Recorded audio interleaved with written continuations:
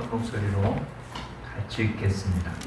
내가 그리스도와 함께 십자가에 못 박혔나니 그런즉 이제는 내가 사는 것이 아니요 오직 내 안에 그리스도께서 사시는 것이라. 이제 내가 육체 가운데 사는 것은 나를 사랑하사 나를 위하여 자기 자신을 보내신 하나님의 아들을 믿는 믿음 안에서 사는 것이라. 내가 하나님의 은혜를 패하지 아니하노니 만일 의롭게 되는 것이 율법으로 말미암으면 그리스도께서 헛되이 죽으셨느니라. 아멘. 과연 그리스도인이라는 게 무엇을 뜻할까요? 우리가 아는 표현대로 한다면 그리스도 안에 있는 사람은 새로운 피조물이라. 이전 것은 지나갔으니 보라 새 것이 되었다고 말씀하십니다. 또한 니고데모와의 대화 속에 예수님은 거듭나지 아니하면 하나님의 나라에 들어갈 수 없다고, 물과 성령으로 거듭나야 하나님의 나라를 보고 하나님 나라에 들어간다고. 거듭난 사람이 그리스도인입니다. 거듭났고 새 사람이 된 사람, 이전 것이 아닌 새 것, 주님이 우리에게 붙여준 표현입니다. 문제는 우리가 지금 새 사람이냐는 거죠. 새로운 피조물이냐라는 겁니다. 분명히 법적으로는 하나님의 은혜의 법에 의하면 영접하는 자, 곧 그 이름을 믿는 자들에게 하나님의 자녀가 되는 권세를 주셨으니까 우리는 예수님을 영접하고 예수님의 이름을 믿으니 하나님의 자녀임에는 틀림이 없습니다. 근데 하나님의 자녀다운 삶을 사느냐? 그리스도 안에 있기 때문에 새로운 피조물인데, 그렇다면 새로운 피조물로 살아가느냐? 이것은 지금 별개 문제죠. 주님이 우리를 새로운 피조물이라고 부르는 것과 우리가 지금 새로운 피조물로 살아가는 것은 같은 문제가 아닙니다. 왜냐하면 우리는 육체적으로 거듭난 사람이 아닙니다. 육체적으로 새로운 피조물인 사람들이 아닌 거죠. 예수 믿기 전이나 예수 믿은 후나 그런 면에서 우리는 바뀐 게 없습니다. 예수 믿었다고 여러분 성이 바뀌었습니까? 예수 믿었다고 여러분 피부색이 바뀌었습니까? 예수 믿어서 여태까지 사용했던 언어가 아닌 다른 언어를 사용하고 있습니까? 예수 믿었기 때문에 전혀 다른 나라 사람처럼 자고 일어났더니 여지껏 썼던 언어, 여지껏 사용했던 어떤 행위들, 여지껏 살았던 삶의 습관 하나도 기억이 안 나고 이제 새로운 사람의 새로운 성품으로, 새로운 성격으로, 새로운 언어를 가지고 그렇게 살고 있지 않잖아요. 분명히 다른 것은 있죠. 교회를 나오게 되고 예배를 드리고 찬송을 드리고 기도하고 주님 생각하면 기쁘고 또한 필요하면 주님께 필요한 것을 구할 수 있고 이런 것들은 분명히 많은 부분 달라진 건 있지만 원칙적으로 우리의 삶의 모습이 그리스도인이라고 불려진 것에 비해서는 너무나 차이가 많죠. 또 오늘 사도 바울은 이렇게 표현합니다. 내가 그리스도와 함께 십자가에 못 박혔나니 그런즉 이제는 내가 사는 것이 아니요 오직 내 안에 그리스도께서 사시는 것이라. 이게 그리스도인입니다. 그리스도인은 죽은 자이죠. 예수님이 십자가에 달려 죽으실 때 우리 모두가 죽은 자, 예수님이 부활할 때 우리 다 같이 부활한 자, 이것을 상징하기 위해서 우리는 물세례를 베풉니다. 성경에 나타난 세례는 지금 우리가 행하는 것처럼 물을 뿌리는 그런 행위가 아니라 물에 완전히 잠겼다 나왔습니다. 즉 침례를 행한 거죠. 그래서 어떤 성경에는 세례 가로치고 침례 이렇게 써져 있는 성경책도 있을 수 있고 아예 세례라는 말 대신 침례라고만 기록되어 있는 그런 성경책도 가지고 있을 수 있습니다. 세례라고 번역되어 있는 헬라어 말 자체는 문자 그대로 한다면 물에 잠긴다는 뜻이니까 세례라는 말, 물을 뿌린다는 말보다는 물에 잠긴다는 말이 더 정확한 표현일 것입니다. 하나님께서 예수님을 통해서 우리에게 세례를 베풀려고 했을 때 그 세례, 물에 들어갔다 나오는 걸 사도 바울은 고린도 교회 보낸 편지 가운데 이렇게 표현합니다. 물에 들어간다는 건 죽었다는 뜻입니다. 예수 믿는다는 것의 첫 번째 단계는 죽었다는 것. 나는 죽었다. 로마서 3장 10절에 기록되어 있는 의인은 없나니 하나도 없다. 그건 다 죄인이라는 얘기잖아요. 죄가 죽었다. 또 한 가지는 이런 죄인이 의로워지려고 무던히 애쓰고 노력하고 수고합니다. 종교를 갖고 선한 행위를 하고 주어진 규례와 율례와 법도를 지키고 자기의 수고와 애씀으로 의로워지려고 하는 그걸 율법적인 삶이라고 표현하면 그런 율법적인 삶으로 우리가 하나님의 자녀 되는 거 아니거든요. 선행을 베풀었다고 우리가 하나님의 자녀 된 거 아니거든요. 근데 이 땅의 삶은 그런 모습의 모습입니다. 우리가 들어왔던 권선진악이잖아요. 선한 모습에 대한 대가는 상을 받을 거고 악한 모습의 결과는 거기에 대한 형벌을 받을 거라. 그러니까 천국은 누가 갑니까? 선한 행위를 하는 사람이 가는 거예요. 그러니까 악한 것 버리고 선한 행위를 하면 천국 간다. 근데 그것도 역시 그런 방법으로는 천국 못 간다는 걸 깨닫고 물에 잠기는, 즉 죽는 겁니다. 오늘 본문에 의하면 율법으로는 우리를 살릴 수 없으니 율법의 방법으로 살려는 것도 죽고 지식으로도 안 되겠죠. 잘 알면 되는 게 아니에요. 이런 모든 것들은 죽고 이제 새로 태어난 사람들, 그게 저와 여러분입니다. 근데 정말 죽었습니까?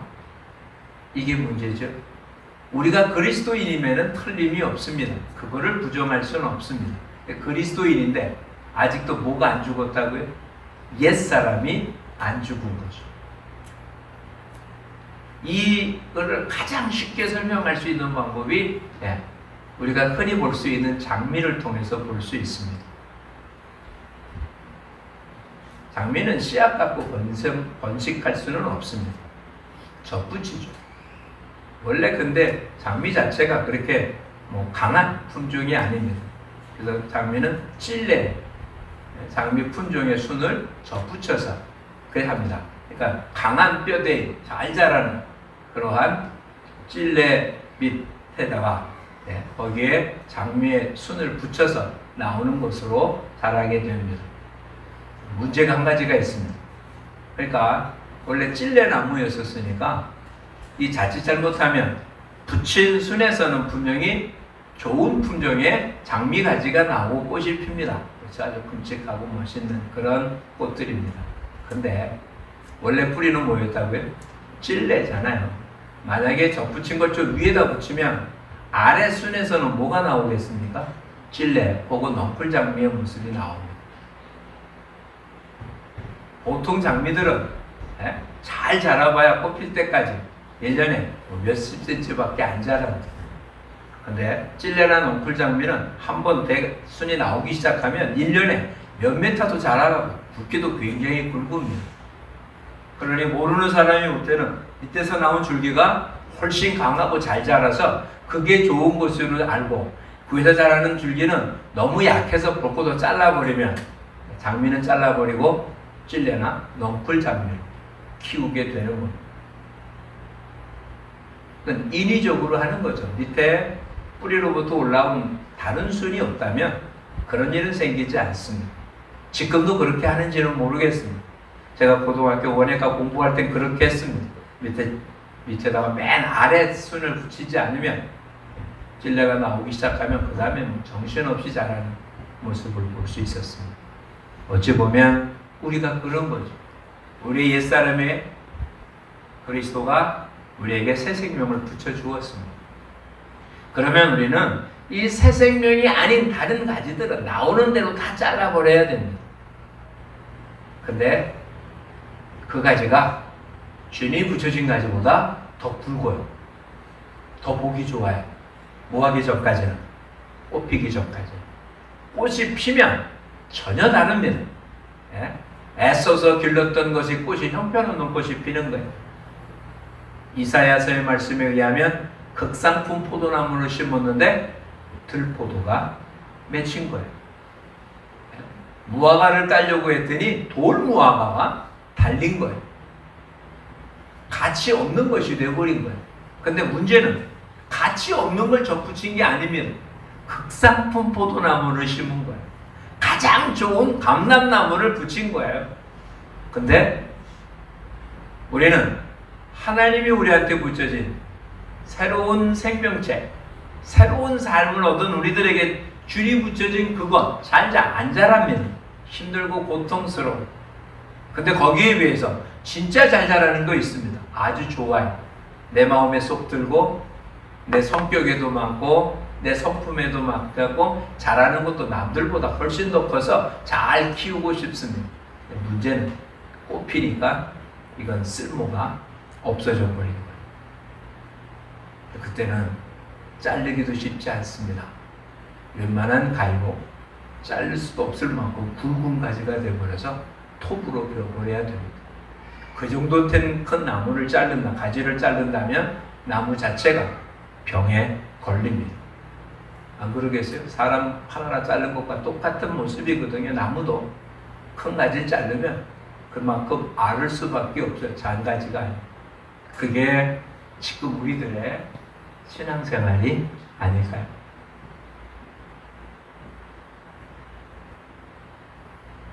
우리의 삶 속에서는 계속해서 그런 잔가지들, 잘못된 가지들, 옛사람의 가지들이 계속 나옵니다.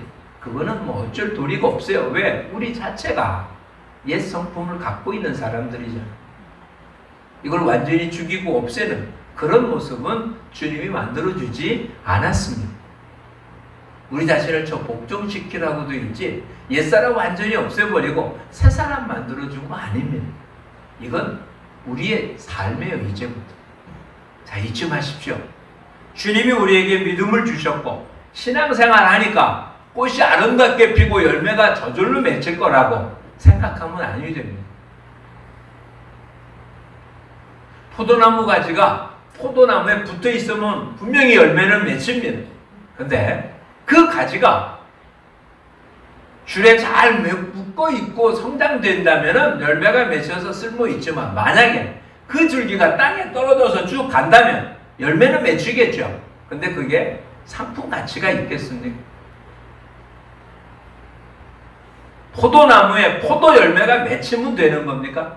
상품 가치가 없다면 맺히나 안 맺히나 큰 문제가 없는 거잖아요. 농부가 하는 일이 뭡니까? 농부가 포도나무에 포도를 달리게 합니까? 아니면 포도나무 스스로 열매가 맺히는 겁니다. 하나님이 맺히게 하는 겁니다. 근데 그것이 가치 있냐 가치 없냐는 농부가 어떤 수고를 하느냐에 딸린 거죠. 바닥에 끌리지 않도록 위에다 묶어주고 쓸모없는 거 잘라주고 그러므로 풍성하게 맺히는 겁니다. 어제도 누가 점심을 초대 식사를 했으면 매실 잔뜩 있었다고요. 작년부터 따기 시작했다는데 작년에는 너무 많이 달렸대요. 그래서 너무 조그매갖고 누구 보고 따가라고 했더니 아무도 안 따가더라고요. 따가서 뭐하느냐.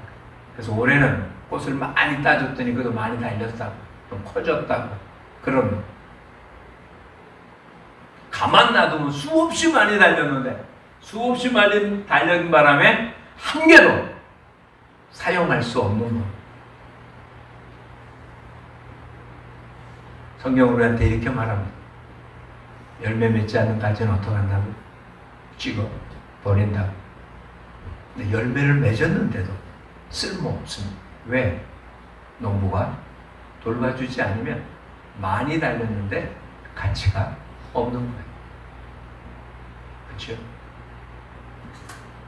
똑같은 사과인데 길거리에서 뭐라고 팝니까? 한 보따리에 5,000원 이렇게 파는 사과가 있어요. 그냥 트럭에 잔뜩 싸놓고 뭐 한 보따리에 5,000원부터. 백화점 가면 어떻습니까? 한 개가 5,000원 넘잖아요. 한 개가.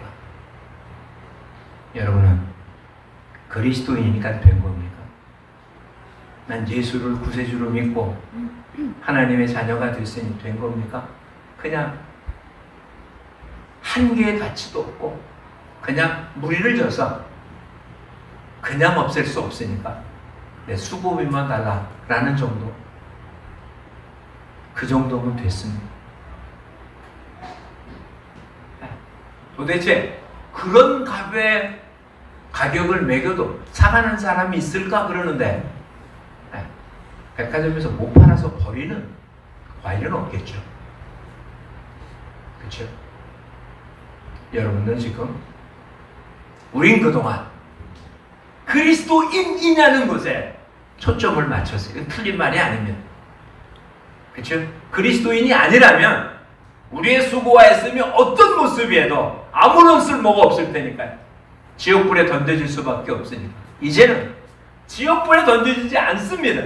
그렇죠? 그리스도의 사랑이 우리를 강권해서 우린 절대로 지옥불에 던져지지는 않을 겁니다. 그러니 된 게 아니라 이제는 주인이 원하는, 주인이 바라는, 주인이 기뻐하는 그런 열매를 맺는 그런 삶을 살아야 되지 않겠어요? 이젠 아브람이 아니라 아브라함이라고 붙여진 새 이름을 갖는 자 돼야 되지 않겠습니까? 발뒤꿈치를 잡은 자, 훔친 자라는 이름을 붙은 야곱이 아니라 이제는 다시는 야곱이라고 부르지 않겠다. 이스라엘이라고 부르겠다라고 이름이 바뀌었잖아요. 이름이 바뀐 뒤에야 하나님이 야곱과 함께한 겁니까? 아니잖아요. 태어나기도 전에 동생이 형보다 클 거라, 동생이 형을 지배할 거라 하나님이 말씀하셨습니다.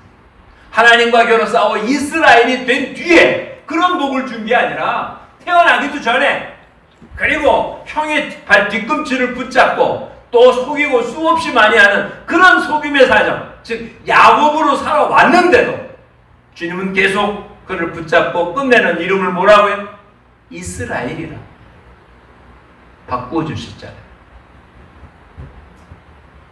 다시 말씀드리면 기독자인데 삶을 어떻게 살았다고요? 야곱으로 산다. 계속 속이고 훔치고 인간의 방법을 사용하고 하나님의 자녀임에 틀림이 없습니다.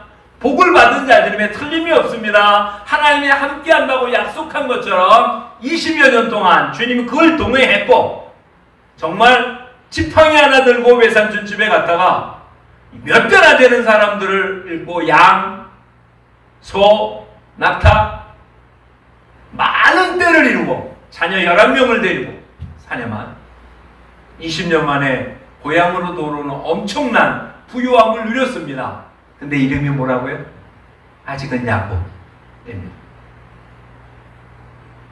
그런 야곱 가까이서 하나님 뭐라고 부르겠다고 이제는 다시는 야곱이라고 부르지 않겠다. 이스라엘이라고 하겠다. 우리도 야곱, 우리 옛사람입니다. 아직도 우리 속에 있는 옛 성품의 모습입니다.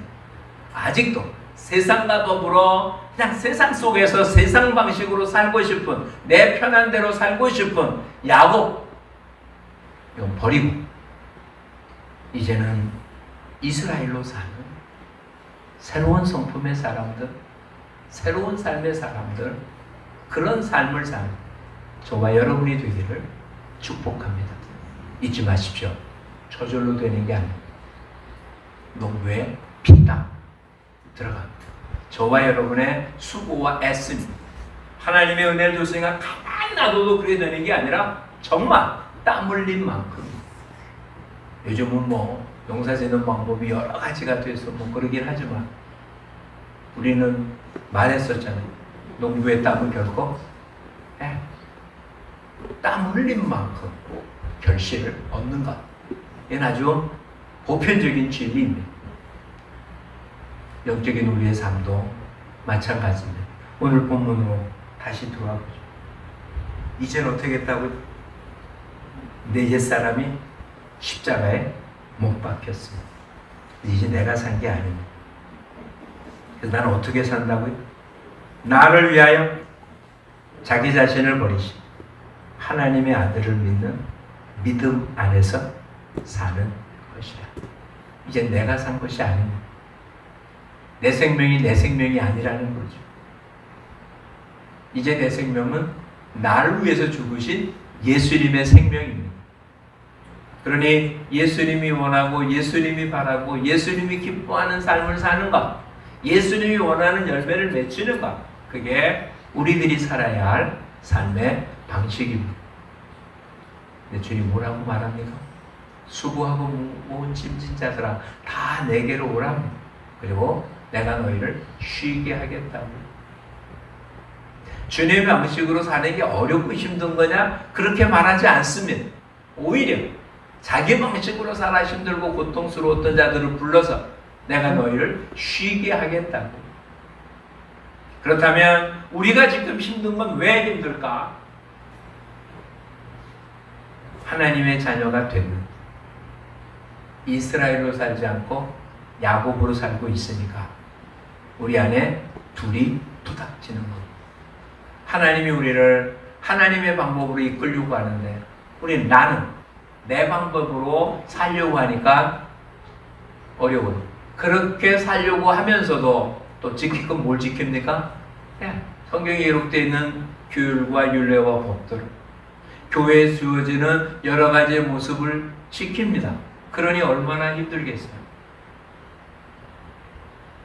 뭔가 하나는 버려야 될 텐데 버린 것 없이 둘을 다 잡고 있으려니까 힘든 겁니다. 무엇을 할 것인가 생각하지 말고요. 죽었다는 사실을 묵상할 수 있기를 바랍니다. 그리스도와 함께 십자가에 못 박혔네요. 자꾸 우리는 내가 무엇을 해야 되는지에 생각합니다. 내가 무엇을 해야 되는지. 근데 성경은 말합니다. 너는 죽었다. 나는 죽었습니다. 죽었는데 뭐가 부끄럽습니까? 그렇죠? 죽었는데 뭐가 부끄럽습니까? 죽은 자를 염하려고 닦이고 뭐 하는데 부끄럽다고 그럽니까? 지금 우리가 뭔가를 부끄러워한다면 내가 아직 안 죽었기 때문에 그러잖아요. 자존심 상한다고요? 아직 내가 안 죽었기 때문에 자존심 상하는 거죠. 누가 뭐 한 것이 배 아프다고요? 그래서 시기하고 질투한다고요? 안 죽었다는 거죠. 그렇죠? 내가 안 죽었기 때문에 주님이 저와 여러분 안에서 아무런 힘을 못 쓰고 있는 거예요. 내가 죽으면 주님이 나를 마음껏 사용할 때 내가 안 죽으니. 얼마 전에도 여러분에게 말씀드렸습니다. 이제 아이들이 글씨를 연습하는 부모가 그의 손을 잡고 글씨 쓰는 걸 먼저 가르친다고 생각해 보십시오. 아이가 힘을 다 빼면 부모가 그 아이 손을 잡고 부모가 쓰고 싶은 대로 글씨가 써질 겁니다.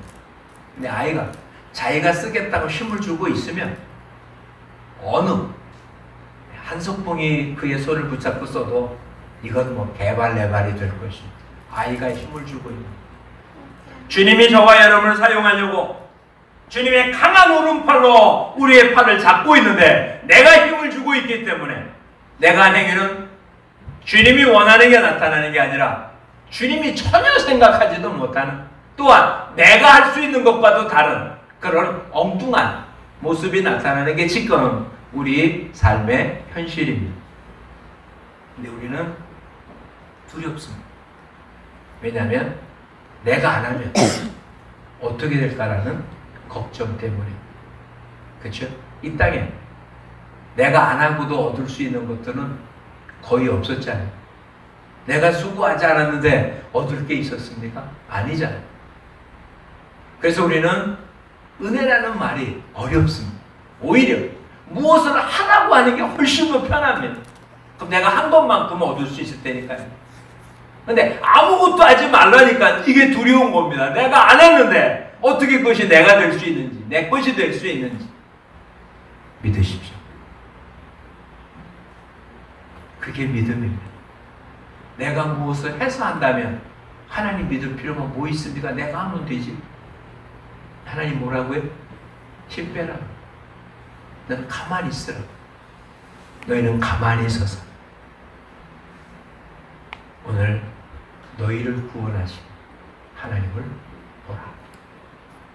홍해 강가에 홍해바다 앞에서 모세를 통해서 출애굽하는 이스라엘 백성들에게 홍해가 가로막혀 있고 뒤따라오는 바로의 군대 때문에 두려워 떨고 있는 이스라엘 백성들에게 하나님 외침, 가만히 서서 하나님 하시는 일을 보라. 오늘 너희가 본 바로의 군사들을 다시는 보지 못할 거다.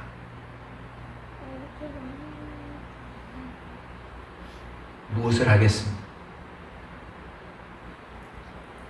쫓기는 이스라엘 백성들 홍해 앞에서 할 일이 무엇입니까? 그들이 힘을 모아서 바로의 군대와 싸우려고 어떤 무기를 들어야 됩니까? 아니면 배를 만들어서 홍해를 건너려고 무슨 건널 방법을 마련해야 됩니까? 다른 사람은 못 구해도 바로의 군대에 죽기 싫어서 물속에 들어가 헤엄쳐서라도 거길 건너야 됩니까? 할 수는 있겠죠. 그런데 그것이 구원이 되겠습니까? 수고하고 애써봐야 이것저것 아무것도 안 되는 거잖아요. 그렇죠? 근데 하나님은 하십니다. 성경 곳곳에 이렇게 말합니다. 나는 여호와다. 한번 따라해볼까요? 나는 여호와다. 이 말을 믿으십니까? 사람이 할 수 없는 일, 하나님은 뭐든지 할 수 있느니라. 사람은 할 수 없지만 하나님은 뭐든지 할 수 있습니다. 믿으십니까? 근데 그 뭐든지 할 수 있는 하나님, 누구에게 어떻게 일하십니까? 그 하나님에게 전적으로 자신을 맡기는 자에게. 이런 성경 구절 읽은 적이 있으시죠? 믿음은 모든 자의 것이 아니다. 믿음은 모든 사람 것이 아니에요. 믿기만 하면 뭐든지 되어진다고 분명히 성경은 말합니다. 그렇죠? 누구나 믿으면 구원 얻습니다. 근데 모든 사람이 다 믿음을 갖지는 못합니다. 그게 성경이 말하는 거예요. 자, 그렇다면 여러분은 하나님이 그런 일을 하실 거라고 믿는데 그런 일 앞에 하나님이 해주실 것을 믿고 잠잠히 기다릴 수 있습니다. 오히려 그런 일 앞에 내 손 가만 놔두고 하나님이 하시는 일을 그냥 빤히 쳐다볼 수 있는 그런 담대함이 있으십니까? 주님이 저와 여러분에게 그러기를 원하십니다. 믿으면 어떡하라고요? 주님만 바라보라는. 이제는 내가 사는 것이 아니야. 나를 위하여 십자가를 지 예수 그리스도를 위하여 사는 것이다. 저와 여러분, 이제는 정말 주님이 우리에게 심어준 이 믿음의 열매를 맺히고 사는 그런 복된 자들이 되시기를 축복합니다. 그래서 어떻게 그 그런 열매가 맺힐지. 그렇죠? 이렇게 한번 살펴보시죠. 오이, 참외, 수박, 줄기 다 비슷하지 않습니까? 오이 자라는 줄기나 참외 줄기나 수박 줄기나, 그렇죠? 뭐 거의 비슷합니다. 잎 크기도 큰 차이 없죠. 근데 오이, 참외, 수박 열매 크기는, 물론 용도가 다르니까 겉으로는 비교가 안 됩니다. 근데 이렇게 살펴보십시오. 네, 똑같이 심었는데 오이만한 수박, 참외만한 수박, 우리가 지금 뭐 사는, 누가 그래도 보면 농부공보다 큰 수박, 똑같이 심어놓은 똑같은 줄기입니다. 여러분의 삶 속에 어떤 열매가 맺지? 수박은 수박입니다. 참 예쁘다. 이 정도입니까? 이야, 이 정도입니다. 하나님은 저와 여러분을 통해서 모든 사람들이 놀라 그런 계획을 갖고 계십니다. 그렇죠? 모세를 통해서 홍해를 갈라 모든 사람들 놀라게 했습니다. 여호수아를 통해서 여리고성을 무너뜨림으로 사람들 놀라게 했습니다. 예수님 무리를 걸어오면서 사람들 놀라게 했습니다. 그런 예수님이 우리한테 이렇게 말씀하셨습니다. 믿는 너희 나보다 더한 일을 할 거다. 예수님이 이 땅에 하신 일보다, 물론 그 자체 하나하나의 어떤 비교가 아니라 우리가 예수님 당시보다 더 크고 놀라운 하나님의 일을 할 거라. 이제는 이 일을 위하여 우리 자신이 죽어야 되겠습니다. 내 성격, 내 성향, 내 욕심, 내가 무슨 일을 하려고 하는 이런 열정들을 놔두고 주님이 나를 통해서 하시는 일에 우리 자신이 그대로 쓰임받도록 우리 자신을 내어드리는 그런 빈 삶을 살, 비어있는 삶을 살, 그런 복된 이들이 되기를 축복합니다. 오늘 본문을 다시 한번 보시죠. 이제는 나를 사랑하사 나를 위하여 자기 자신을 버리신 하나님의 아들을 믿는 믿음 안에서 사는 것이라. 그래서 여러분 자신을 소중하게 여기셔야 돼요. 왜냐하면 나를 위하여 예수님이 생명을 버리셨기 때문에 내 생명은 예수님의 생명하고 동급입니다. 여러분 인생을 마음대로 낭비하면 안 되는 거예요. 이대로 살다가 죽으려고 자기를 그냥 그렇게 허비하고 가치 없게 여기면 안 됩니다. 모든 사람이 여러분을 가치 없이 여겨도 나는 가치 없는 존재가 아니에요. 주님이 나 때문에 나를 위하여 십자가에서 죽으셨습니다. 내가 얼마나 소중한 존재인지 깨달으셔야 돼요. 내가 소중한 존재이기 때문에 내 자체가 가치 있는 건 아니죠. 사도 바울이 고린도교에 보낸 편지처럼 질그릇 안에 보배를 담아줬기 때문에 나는 질그릇처럼 보잘것없는 존재도 내 안에 그리스도가 보배가 담겨져 있으니까 정말 우리는 복덩어리잖아요. 그러니 이제는 그렇게 복스럽게 사셔야 됩니다. 누구를 만나도 평안을 비십시오. 누구에게도 은혜를 베푸십시오. 누구를 만나도 사랑을 베푸십시오. 그 사람이 여러분 어떻게 되든 상관없이. 왜? 나는 그리스도의 사람이니까. 나는 사랑이신 그리스도를 대신해서 사랑할 사람들이니까. 예수님이 참으신 것처럼 우리도 참아야 됩니다. 우리들 다시 한번 기억하십시오. 사도 바울처럼 나는 날마다 죽노라. 나는 날마다 죽노라. 하루의 삶을 그렇게 살지 못했잖아요. 근데 우리는 저녁에 잡니다. 우리 그걸 이렇게 살지 삐죠. 저녁에 잘 때 난 뭐 한 거라고요? 나는 죽었다. 그렇죠? 우리 말대로 한다면 어버가도 몰랐잖아. 그렇게 잠들었잖아. 죽은 거예요. 아침에 새로 태어났어요. 왜 태어났다고요? 오늘도 주님이 나를 통하여 주의 일을 하라. 어제 있었던 불평, 불만, 슬픔, 고통, 원망 이런 건 다 어제 자면서 다 죽었고 다 죽었고 오늘 새롭게 시작합니다. 이것이 매번 반복돼서 변화되지 않는다 할지라도 아니요, 변화되지 않는 게 아닐 겁니다. 사도 바울의 고백처럼 우리는 삶 속에 화를 낸 순간 그 어떠할지 몰라서 씩씩거릴지 몰라도 그것을 어디까지 가져가지 말자고요? 내일로 가져가지 말자는 거예요. 잠잘 때 주님 앞에 다 내려놓고 다 죽은 거예요.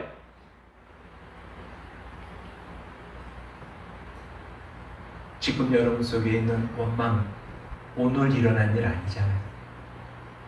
그렇죠? 죽었어요.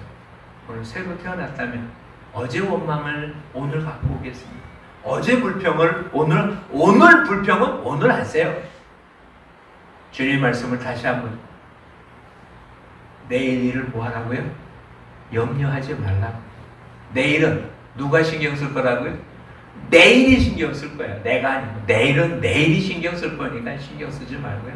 오늘만 사세요. 오늘 어떻게 살자고요? 나는 죽고 주님이 주신 새로운 생명이니까. 옆에 사람 한번 인사를 처음 뵙겠습니다.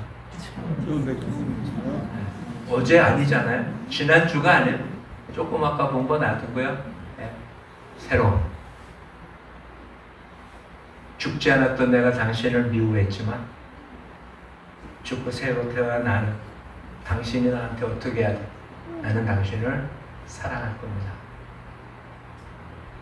우리 모두 그리스도인으로 삽시다. 기도하겠습니다.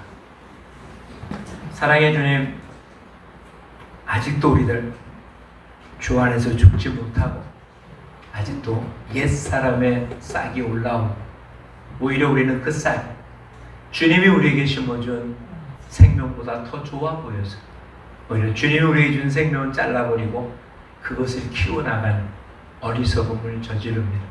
주님 앞에 섰을 때 이 모든 것 다 쭉정이가 되어버리고 말 것입니다. 우리는 그동안 쭉정이를 키워오진 않았는지요.